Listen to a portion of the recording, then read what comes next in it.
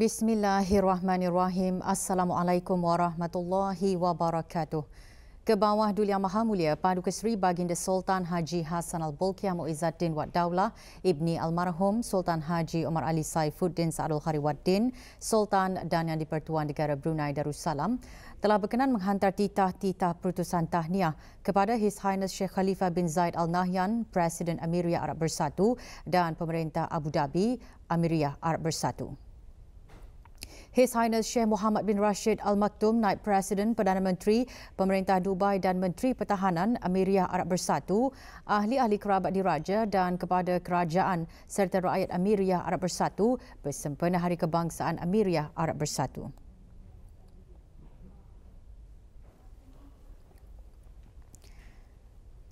Ke bawah Duli Yang Maha Mulia Paduka Seri Baginda Sultan Haji Hassan Al-Bolkiah Muizzaddin Wad Daulah Ibni Almarhum Sultan Haji Omar Ali Saifuddin Saadul Khari Waddin, Sultan dan Yang di-Pertuan Negara Brunei Darussalam juga berkenan menghantar titah-titah perutusan tahniah kepada Tuan Yang Terutama Bonang Vorachit, Presiden Republik Demokratik Rakyat Laos.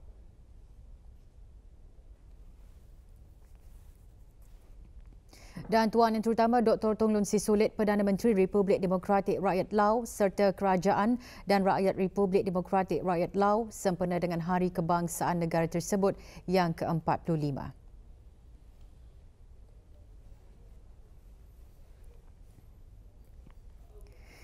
Ke bawah Duli Yang Maha Mulia Paduka Seri Baginda Raja Isteri Pengiran Anak Hajah Saleha binti Almarhum Pengiran Pemanca Pengiran Anak Haji Muhammad Alam petang kemarin berkenan menerima menghadap Isteri Duta Besar Istimewa dan Mutlak Republik Demokratik Timur Leste ke negara Brunei Darussalam.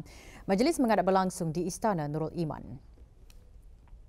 Ke bawah Duli Yang Maha Mulia Paduka Seri Baginda Raja Isteri berkenan menerima menghadap Puan Jeswina Romana Dotel Sarmento, Isteri Duta Besar Istimewa dan Mutlak Republik Demokratik Timur Leste ke negara Brunei Darussalam.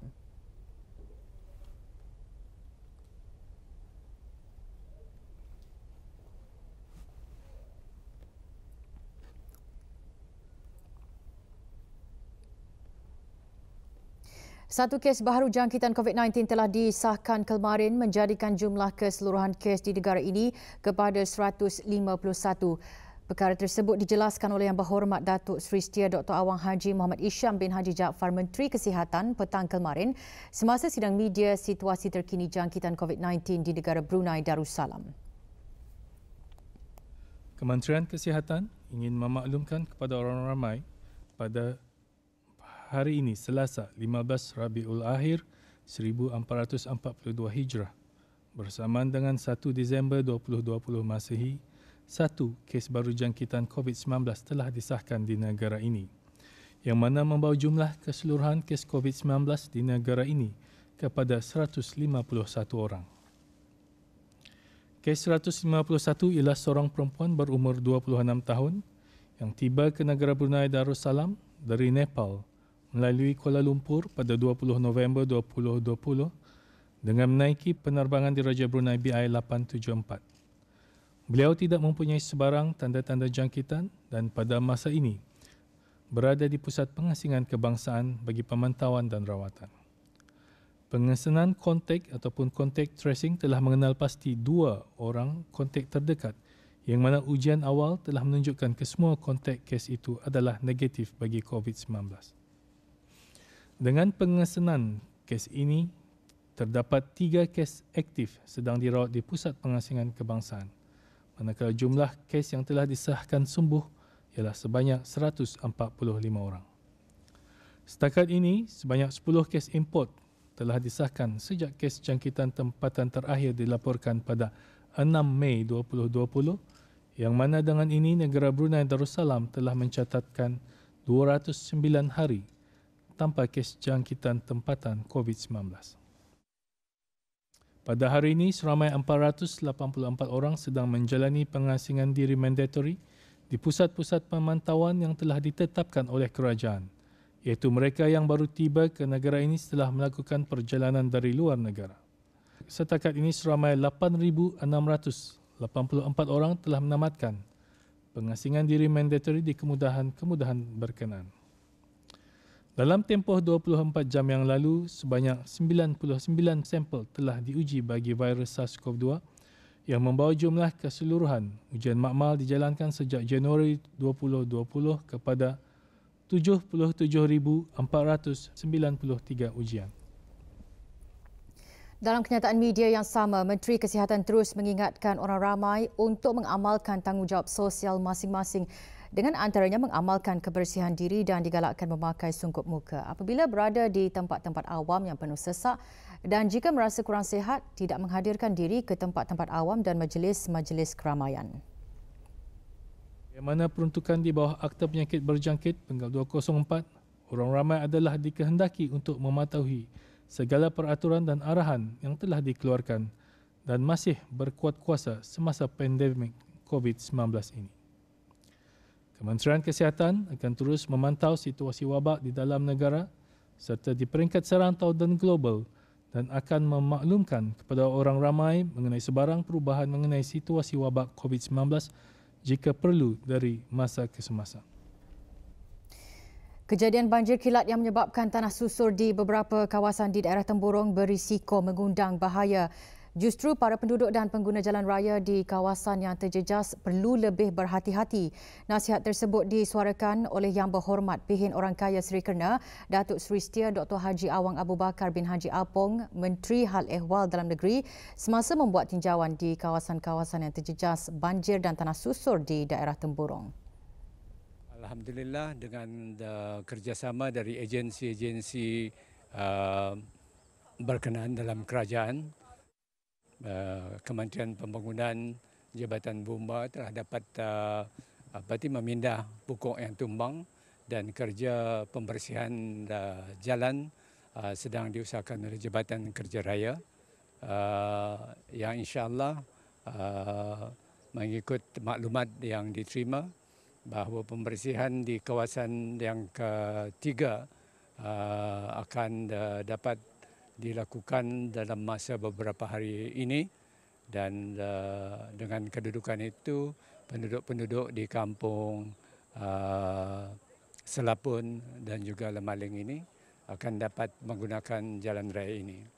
Walau bagaimanapun kerana keadaan tanah susur ini masih lagi berbahaya, penduduk-penduduk kampung dan sesiapa yang saja menggunakan kawasan ini mestilah berawas-awas dan berhati-hati, khususnya apabila keadaan hujan berlaku, kerana dikuatiri tanah yang sedia ada kemungkinan akan turun lagi ke jalan raya. Jadi kita mengharapkan kerjasama semua penduduk-penduduk kampung dan juga orang ramai supaya lebih berhati-hati menggunakan jalan raya ini pada masa ini. Manakala catuan makanan disediakan oleh Jabatan Pembangunan Masyarakat JAPIM Cawangan Daerah Temburong telah diberikan kepada mangsa di Kampung Selapun berikutan tanah runtuh berkenaan. Pada hari Sabtu 28 hari bulan yang lalu, sebanyak 45 buah rumah telah menerima catuan makanan melalui bantuan udara dan pada hari Ahad 29 November, sebanyak 18 lagi catuan disalurkan kepada penduduk kampung yang terjejas.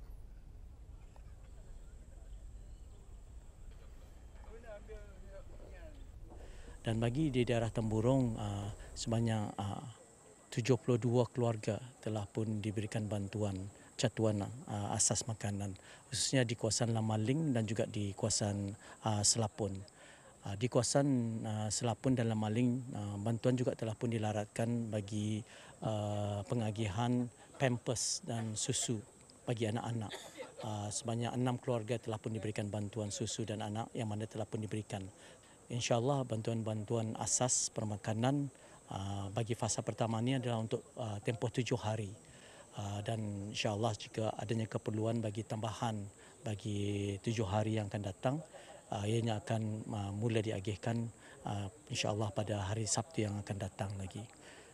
Pihak JAPIM akan memantau bersama dengan pihak DDMC daerah-daerah dan akan terus memberikan bantuan melalui apa jua keperluan daripada pihak DDMC.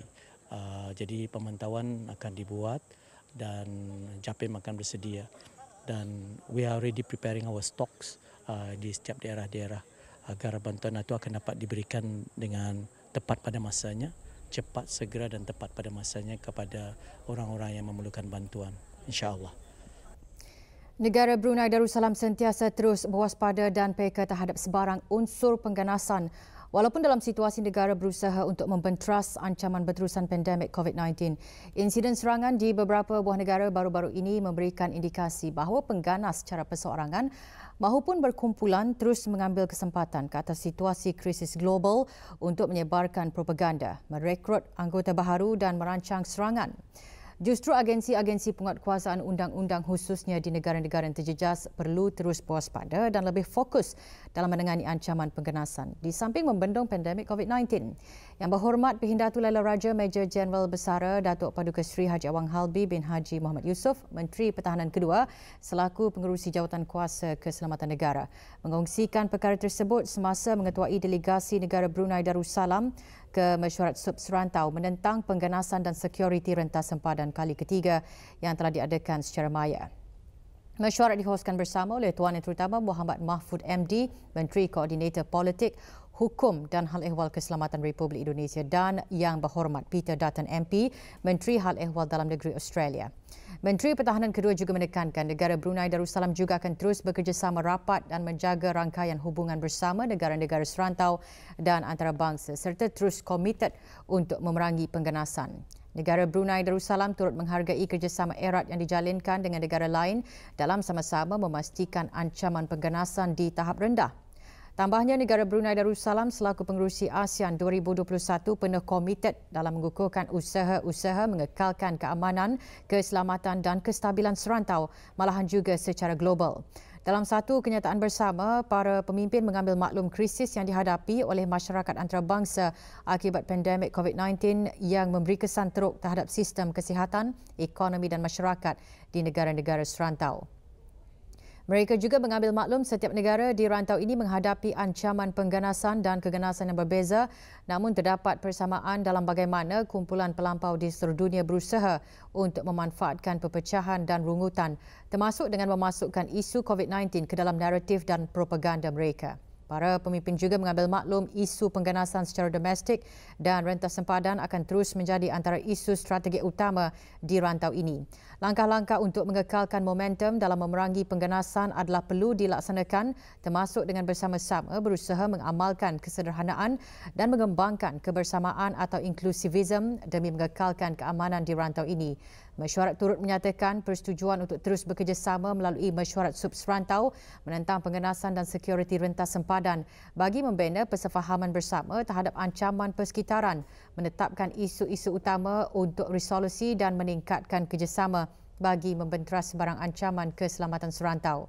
Para pemimpin seterusnya bersetuju untuk menubuhkan forum dasar menangani pengganasan peringkat pegawai-pegawai kanan di bawah naungan mesyuarat sub serantau menentang pengganasan dan sekuriti rentas sempadan. Ianya bertujuan untuk mengenal pasti dan mengongsikan kaedah-kaedah terbaik berkaitan dasar dalam menangani pengganasan termasuk berhubung pergerakan FTF. Melihat kepada betapa pentingnya perbincangan berterusan mengenai cabaran-cabaran keselamatan serantau adalah dipersetujui mesyuarat sub serantau peringkat menteri seterusnya akan diadakan pada tahun 2021.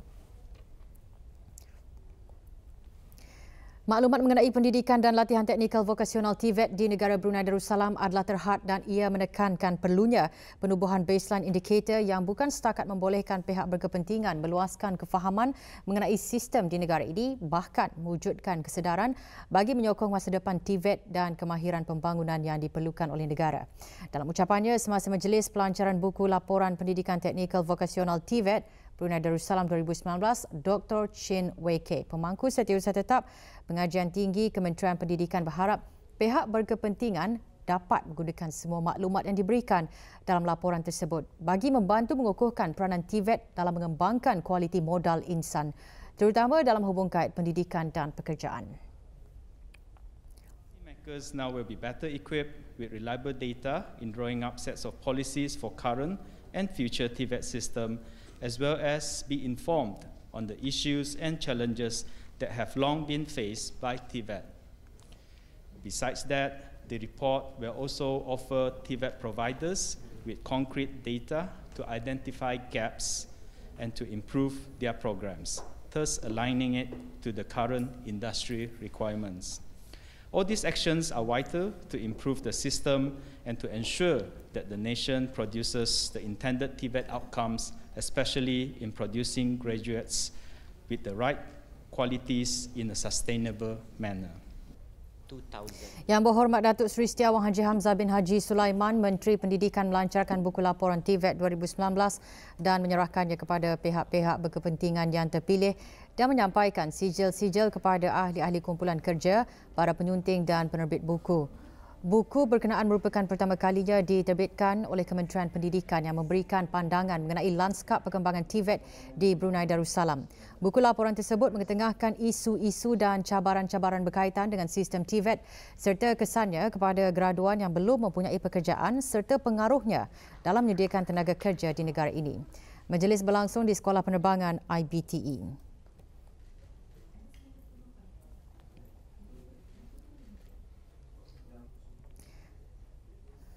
Dasar Belia Negara dan Strategi DBNS 2020-2035 bertujuan untuk memastikan garis pandu asas terhadap pembangunan belia yang dirangka melalui Dasar Belia Negara 2002 tetap relevan dan peka kepada keadaan semasa, khususnya dengan mengambil kira impak globalisasi dan revolusi industri keempat.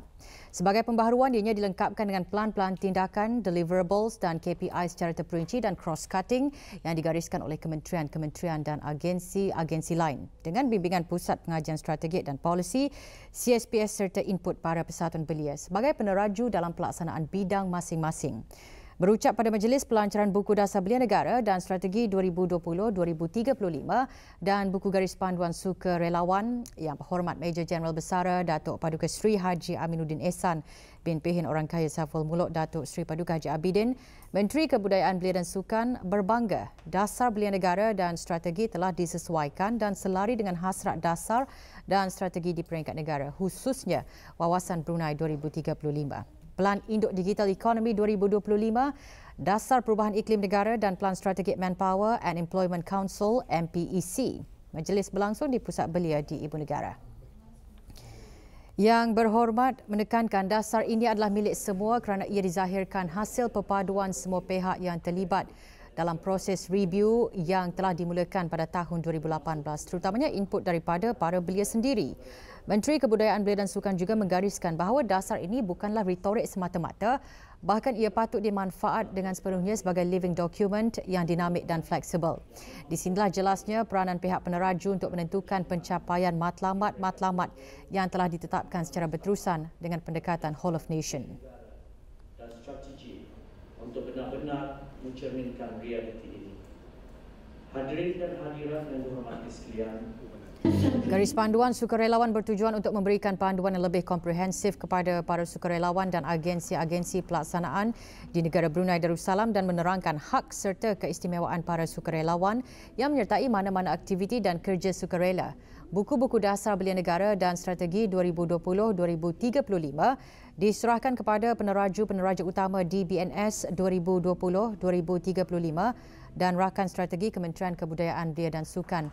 Juga hadir Pengiran Muhammad Amir Rizal bin Pengiran Haji Mahmud Setiausaha Tetap Pentadbiran Keuangan dan Estet Kementerian Kebudayaan Belia dan Sukan.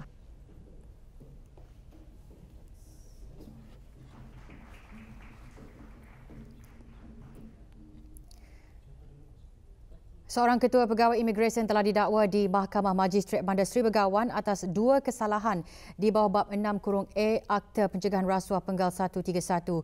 Muhammad Syukran bin Haji Jaidin berumur 49 tahun, Ketua Pegawai Imigresen ditugaskan di Seksyen Permit Masuk, Jabatan Imigresen dan Pendaftaran Kebangsaan Bandar Seri Begawan. Kedua-dua pertuduhan adalah seperti berikut. Pertuduhan pertama, Muhammad Syukran pada 17 Mac 2020 di negara Brunei Darussalam sebagai seorang ejen iaitu Ketua Pegawai Imigresen di Jabatan Imigresen dan Pendaftaran Kebangsaan dengan secara tidak jujur cuba memperolehi wang rasuah bagi dirinya dan seorang lagi rakannya berjumlah RM1,500 dari seorang mangsa lelaki penduduk tetap berumur 56 tahun sebagai dorongan dalam melakukan tugasnya iaitu untuk meluluskan permohonan permit masuk isteri mangsa warga negara Malaysia berumur 49 tahun. Pertuduhan kedua, Muhammad Syukran pada petang 22 April 2020 bertempat di Jabatan Imigresen dan Pendaftaran Kebangsaan Negara Brunei Darussalam sebagai seorang ejen iaitu Ketua Pegawai Imigresen di Jabatan Imigresen dan Pendaftaran Kebangsaan dengan secara tidak jujur cuba memperoleh wang rasuah bagi dirinya dan seorang lagi rakannya berjumlah RM1,500 dari seorang mangsa lelaki penduduk tetap berumur 56 tahun sebagai dorongan dalam melakukan tugasnya, iaitu untuk meluluskan permohonan permit masuk isteri mangsa warga negara Malaysia berumur 49 tahun. Muhammad Shukran telah ditangkap oleh Biro Mencegah Rasuah pada 7 Mei 2020 setelah menerima aduan dari orang awam mengenai aktiviti pelakuan rasuah di Seksyen Permit Masuk Jabatan Imigresen dan Pendaftaran Kebangsaan berkenaan dengan permohonan dan penyambungan permit masuk bagi warga asing. Isteri mangsa adalah seorang warga negara Malaysia di mana permit masuk ke negara ini telah pun mansuh. Pasangan tersebut telah membuat rayuan untuk penyambungan permit masuk di mana dikatakan bahawa Muhammad Shukran pada dua kejadian yang berlainan telah meminta RM1,500 untuk dirinya dan rakannya bagi meluluskan permohonan permit masuk tersebut. Kedua-dua pertuduhan telah dibacakan terhadap Muhammad Shukran dan tidak ada pengakuan diambil. Mahkamah telah menetapkan tarikh 15 Disember pukul 2.15 petang untuk sebutan lanjut kes. Dalam pada itu, Muhammad Shukran dilepaskan dengan ikat jamin mahkamah sebanyak RM10,000 atau 2 penjamin tempatan dengan syarat Muhammad Shukran tidak dibenarkan untuk menghubungi atau berjumpa dengan mangsa dan isteri mangsa sama ada secara langsung atau tidak langsung. Pada Khamis yang lalu, 26 November 2020, seorang pegawai imigresen telah didakwa di Mahkamah Magistrate atas kesalahan yang sama, iaitu dengan secara tidak jujur cuba memperolehi wang rasuah bagi dirinya dan seorang lagi rakannya berjumlah RM1,500 dari seorang mangsa lelaki penduduk tetap berumur 56 tahun sebagai dorongan dalam melakukan tugasnya, iaitu untuk membantu meluluskan permohonan permit masuk isteri mangsa warga negara Malaysia. Hukuman maksimum bagi pertuduhan ini adalah 7 tahun penjara dan denda RM30,000. Seorang lelaki tempatan meninggal dunia dalam satu kemalangan yang melibatkan sebuah kereta dan motosikal di kawasan Pusing Keliling berdekatan Sekolah Menengah Pengiran Anak Puteri Hajar Rashidah, Sa'datul Bolkiah, Lumut. Pasukan Polis Diraja Brunei PPDB dalam siaran akhbarnya menyatakan pihak PPDB telah menerima panggilan kecemasan pada sekitar pukul 8.21 malam tadi dan anggota Balai Polis Sungai Liang segera dikerahkan ke tempat kejadian. Siasatan mendapati mangsa iaitu penunggang motosikal berusia 32 tahun dipercayai sedang dalam perjalanan pulang ke rumah di kawasan Rancangan Perubahan Negara Lumut. Mangsa kemalangan dibawa ke Hospital Sri Sri Begawan, Kuala Belait dan disahkan meninggal dunia akibat beberapa kecederaan. Punca kejadian masih dalam siasatan.